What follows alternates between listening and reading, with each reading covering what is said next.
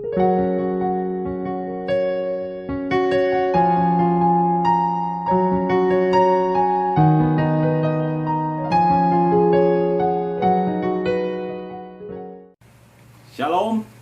saudara yang terkasih di dalam Tuhan Yesus Kristus. Puji Tuhan, kita bisa berjumpa lagi melalui media sosial YouTube. Dan hal ini saya yakin dan percaya tidak mengurangi makna persekutuan kita. Segala puji dan syukur kita naikkan kepada Tuhan, Allah Tritunggal yang menyertai kehidupan kita. Saudara-saudaraku yang terkasih dalam Tuhan Yesus Kristus, mari kita berdoa untuk mengawali kebenaran firman Tuhan pada hari Minggu ini. Mari kita berdoa. Bapa di surga, pada saat ini kami bersyukur oleh karena kasih setiamu lah yang senantiasa menyertai kami, sehingga pada hari Minggu ini kami bersekutu sebagai orang-orang kudus untuk memuji muliakan Tuhan serta mendengarkan kebenaran firman-Mu. Hamba yang manusia biasa ini biarlah Tuhan pimpin sertai untuk menyampaikan kebenaran firman-Mu, sehingga jemaat dapat mengerti akan kebenaran itu, sehingga menjadi dasar kehidupan kami. Terima kasih ya Tuhan, kami serahkan seluruh waktu ini ke dalam tangan-Mu, di dalam nama Tuhan Yesus, haleluya, amin.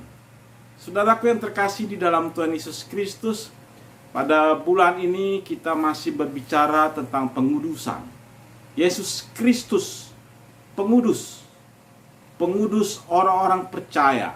Saudaraku yang terkasih di dalam Tuhan Yesus Kristus, mari kita membuka kitab kita yang terdapat di dalam Injil Lukas pasal 1 ayat 26 sampai dengan 38. Tetapi saya akan membacakan ayatnya yang ke-35 saja untuk kita pada hari ini, dan saudara bisa memperhatikannya di dalam kitab saudara dari ayat 26 sampai dengan 38. Firman Tuhan berkata demikian, jawab malaikat itu kepadanya, Roh Kudus akan turun atasmu, dan kuasa Allah yang Maha Tinggi akan menaungi engkau. Sebab itu, anak yang akan kau lahirkan itu akan disebut kudus, anak Allah. Saudara yang terkasih di dalam Tuhan Yesus Kristus, firman Tuhan yang akan kita dengarkan, saya berikan tema yaitu Yesus yang kudus, anak Allah.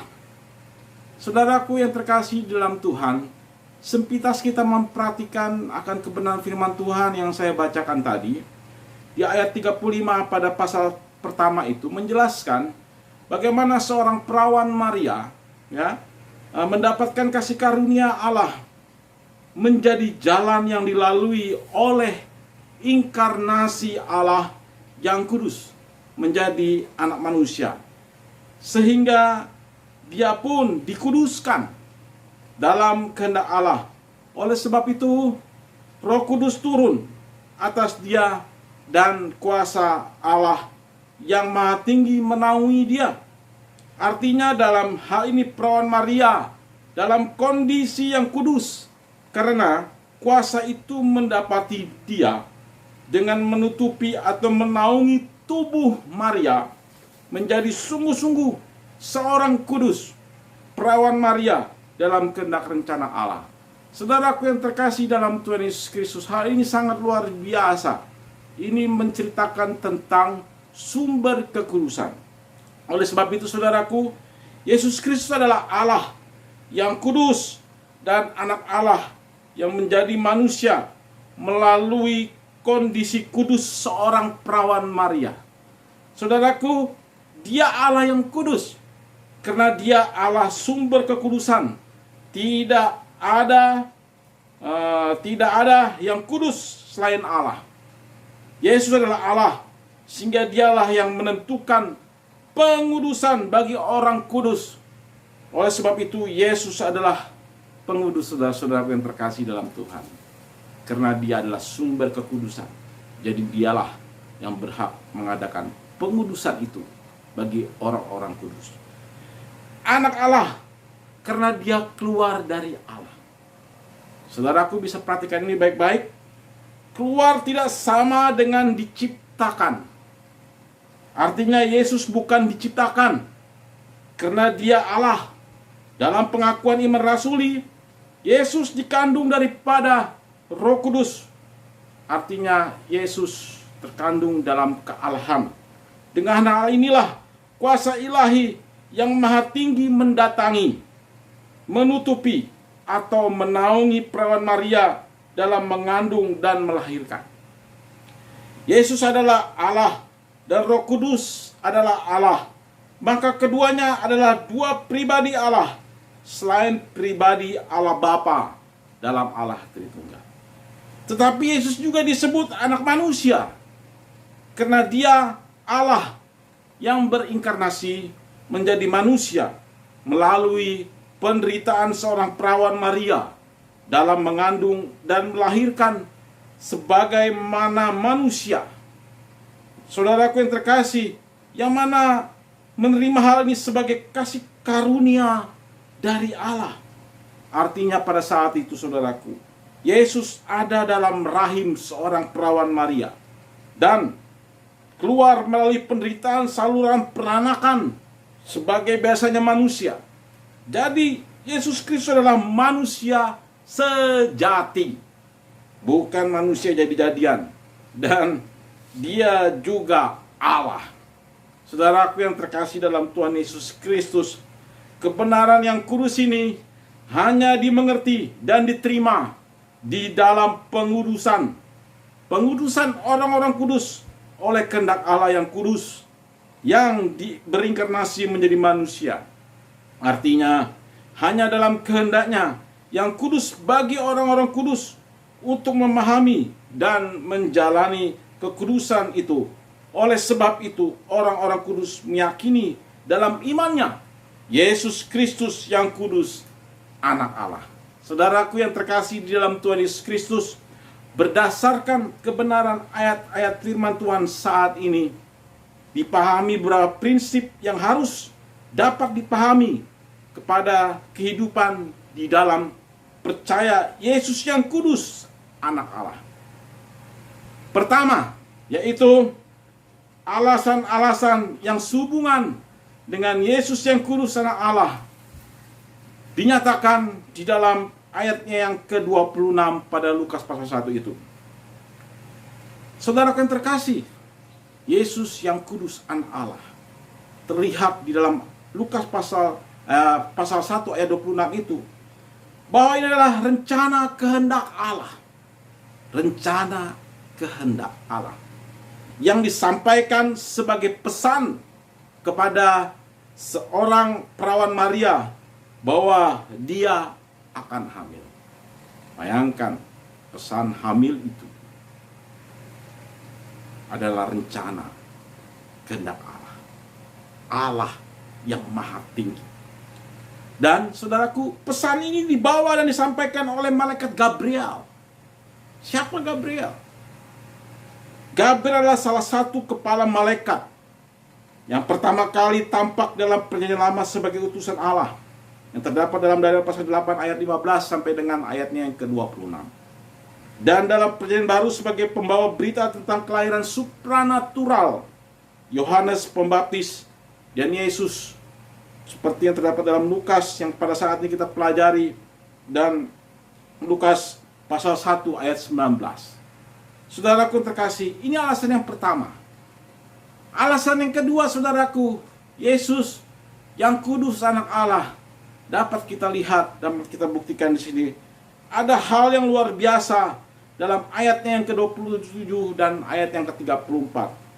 Adalah kehamilan pada seorang perawan. Padahal Maria masih bertunangan pada saat itu. Tradisi Yahudi sangat menjaga pertunangan itu. Sebab itu ini adalah kebingungan manusia, ya. Seperti perkataan Maria sendiri dalam Lukas pasal 1 ayatnya yang ke-34. Di sana kita bisa melihat bahwa Maria bingung bagaimana dia bisa hamil. Dan itu adalah merupakan suatu hal, ucapan dari kebingungan dari manusia. Artinya bahwa hal ini terjadi oleh karena kedaulatan Allah. tidak dipahami oleh akal manusia. Saudaraku yang terkasih dalam Tuhan Yesus Kristus, oleh sebab itu Yesus adalah yang kudus, anak Allah. Dan yang ketiga, alasan yang ketiga kita bisa lihat pada ayatnya yang ke-28 sampai dengan 31. Hal luar biasa di sini bahwa dalam daulat Allah yang maha tinggi itu, perawan Maria mendapatkan kasih karunia dari Allah. Kasih karunia itu adalah pemberian khusus, pemberian Allah kepada orang khusus atau sekelompok orang secara khusus. Seperti dia menjadikan orang-orang kudus. Orang-orang kudus itu hanyalah kasih karunia Allah. Dan Maria dapat mengandung dan melahirkan Yesus adalah kasih karunia. Dengan kasih karunia itu hanya perawan Maria yang menjadi jalan yang dilalui inkarnasi Allah menjadi manusia. Dengan cara mengandung dan melahirkan Yesus Kristus dalam kekudusan kasih karunia Allah pada dia. Dan alasannya yang keempat, saudaraku, kita bisa lihat pada ayatnya yang ke-32 sampai dengan 33. Sesuatu yang luar biasa di sini bahwa Allah menjadi anak manusia adalah juga anak Allah yang maha tinggi.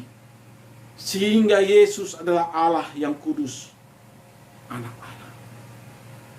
Anak tadi saya katakan bukan dia diciptakan. Dia keluar dari Allah. Karena Allah terkandung Yesus.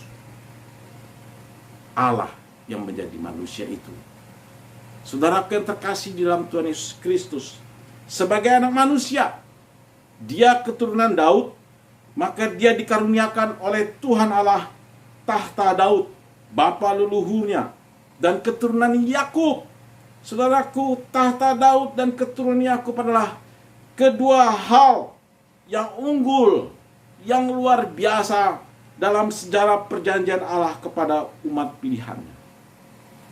Maklumlah dengan hal ini, Yesus berasal dari keunggulan, hal yang luar biasa, sehingga dia adalah yang kudus, anak Allah. Saudaraku yang terkasih dalam Tuhan Yesus Kristus, Yesus sebagai Raja kaum keturunan Yakub. Saudaraku yang terkasih, keturunan Yakub adalah hal yang luar biasa dalam sejarah perjanjian.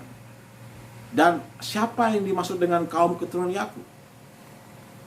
Keturunan Yakub adalah suku Yahudi, bangsa Israel. Tetapi kata kaum di sana adalah orang-orang yang sepaham, ya, sepaham dengan pengajaran bangsa Israel. Dan siapakah orang-orang itu? Itulah gereja Tuhan. Itulah orang-orang kudus yang memiliki kebenaran, dasar kebenaran pengajaran yang besar, pengajaran yang luar biasa, yang sepaham dengan pengajaran Yahudi, Taurat Tuhan, dan pengajaran para nabi. Saudaraku yang terkasih dalam Tuhan, inilah yang digenapi oleh Yesus Kristus bagi orang percaya. Oleh sebab itu kita sebagai orang-orang kudus adalah orang-orang unggul, orang-orang yang luar biasa. Kita adalah keturunan Yakub zaman sekarang sampai Tuhan Yesus datang nanti. Saudaraku yang terkasih dalam Tuhan, ini adalah alasan yang keempat. Alasan yang kelima, sesuai dengan ayat yang ke-35 dan ayat yang ke-37, Yesus Kristus yang kudus, anak Allah. Sehingga Yesus Allah yang kudus, dan bagi dia sebagai Allah tidak ada yang mustahil, tidak ada yang tidak boleh jadi, atau tidak ada yang tidak mungkin terjadi. Artinya semua bisa jadi dan terjadi dalam kehendak Allah. Seperti Elizabeth yang tua hamil, dalam pikiran manusia bingung kita, tetapi ini adalah kehendak Allah. Di hadapan kehendak Allah tidak ada yang mustahil. Semua dapat terjadi. Yesus adalah Allah. Dia anak Allah. Tidak ada yang mustahil di hadapan dia. Inilah alasan yang relevan sekali berdasarkan firman Tuhan pada saat ini, yang menyatakan bahwa Yesus yang kudus, anak Allah. Dan kedua, respon atau tindakan yang menanggapi keyakinan kepada Yesus yang kudus, anak Allah. Kita bisa lihat pada ayat yang ke-38, di mana Maria di sana menjadi hamba, mengakui sebagai hamba. Hamba di sana adalah perempuan yang menjadi abdi, yang bergantung sesungguhnya atau sebenarnya, di mana ditunjukkan sifat perserahan Maria yang terdalam dari dirinya kepada Tuhan. Dia hamba, artinya dia bergantung kepada Allah. Dan Maria menunjukkan pula kebergantungan sepenuhnya kepada kehendak kebenaran Allah yang dia ketahui dari perkataan malaikat Gabriel. Saudaraku, kita harus bergantung kepada Yesus Kristus dan kabar baiknya. Itu adalah kebenaran yang memberikan kehidupan kekal bagi kita. Saudaraku yang terkasih dalam Tuhan Yesus Kristus, sebagai orang-orang kudus, hiduplah dalam proses kekudusan di dalam Yesus Kristus yang memperoleh kebenaran yang kudus untuk mempertahankan kekudusan itu, sehingga terus bergantung pada keyakinan yang benar kepada Yesus yang kudus, anak Allah. Artinya kita yang memperoleh kebenaran itu terus bergantung kepada Yesus Kristus yang kudus. Seperti kita pada saat ini dalam menghadapi pandemi corona, perlu kita mengingat kembali sebagai orang-orang kudus yang menjalani kekudusan ini untuk menghadapi masalah wabah ini di dalam kekudusan, untuk bergantung sepenuhnya kepada kuasa kebenaran, seperti pengakuan Maria sebagai hamba yang artinya bergantung kepada kehendak Allah yang jadi atas dia. Saudaraku yang terkasih dalam Tuhan Yesus Kristus, menghadapi dunia yang penuh dengan konspirasi ini hanya dengan kekudusan dan kebenarannya semata. Jadi saudaraku yang terkasih dalam Tuhan Yesus Kristus, untuk hidup di dalam kekudusan, mengakui Yesus yang kudus, anak Allah, maka kita sebagai orang kudus, gereja Tuhan yang menanti kedatangan yang kedua kali, maka yang pertama kita hidup meyakini dalam pimpinan kuasa Roh Kudus kepada Yesus yang kudus, anak Allah. Kita harus meyakini Yesus yang kudus, anak Allah. Yesus Allah kita. Dan yang kedua, oleh karena keyakinan kepada Yesus yang kudus, anak Allah, maka sebagai orang percaya bergantung sepenuhnya kepada kebenaran yang kudus dan anak Allah itu sendiri. Jadi saudara yang terkasih dalam Tuhan Yesus Kristus, kita bergantung kepada kekudusan hidup kita dan sumber kekudusan itu, dan kabar baik yang merupakan kebenaran yang dia berikan kepada kita.